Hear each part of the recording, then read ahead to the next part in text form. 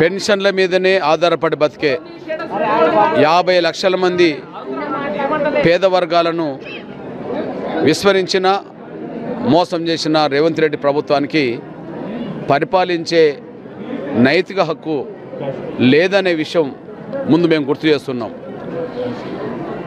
ఈ నెల ఓట్లేస్తే వచ్చే నెలలోనే పెన్షన్ పెంచుతామని హామీ ఇచ్చి అధికారంలోకి వచ్చి 20 నెలలు గడిచిన వికలాంగుల పెన్షన్ 6,000కు పెంచకపోవడం, వృద్ధులు, వితంతులు, ఒంటరి మహిళలు, ఇతర చేయుత పరిధిలో వచ్చే పెన్షన్లను 4,000కు పెన్షన్ పెంచకపోవడం చూస్తే 20 నెలలుగా ఈ ప్రభుత్వం ఈ వర్గాలను, అత్యంత పేద వర్గాలను నమ్మించి మోసం చేసిందనే విషయం స్పష్టంగా రుజువవుతుంది.